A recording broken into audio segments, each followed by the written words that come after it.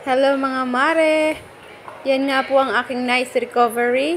Dahil kamuntik-muntikan na akong madulas. Bago nga ako magmamap ng aking sahig, sinisigurado kong wala ng mga alikabok. At itinaas ko na ang mga bagay na nakalagay sa sahig para mamap ko ng maayos. Lalabas ko muna yan at idadaspan mamaya. Isunod ko na tong cover ng aming sofa. Dahil napaka-alikabok nito. Lalo na ang ilalim nito. Binagpagan ko nga po siya dahil sobrang napaka-alikabok talaga. Shot siya dyan sa cover.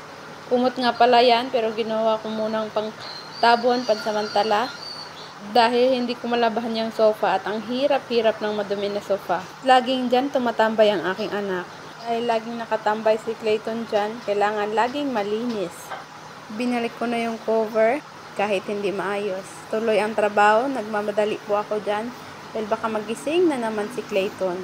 Pag nagising siya, tigil na naman ang aking trabaho. Hindi ako makapag-map dahil baka madulas siya. Ayan, binabasa ko na po yung sahig dyan. Lipat ko yung timba para mas malapit. Hindi ako mahihirapang palakad-lakad. Mabilis nga po talaga akong kumilos. Sinuksok ko yung map doon at maraming dumi doon sa may gilid.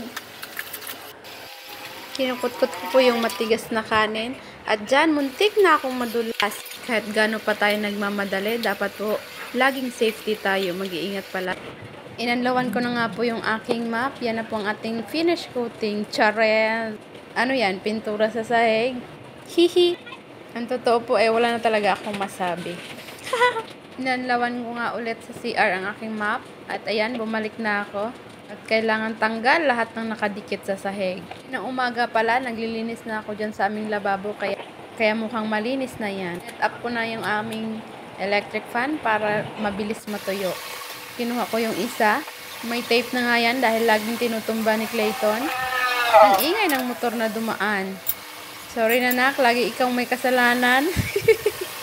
Sinong relate yan mga nanay? After magtrabaho, maglinis ng bahay, ang sarap magkape. Parang yun na lang yung reward mo dahil malinis na ang paligid, peaceful ang utak.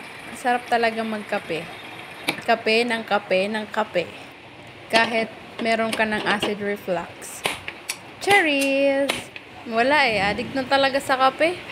Kahit naman hindi maglilinis, magkakape pa rin ako. Bisyo na talaga ito.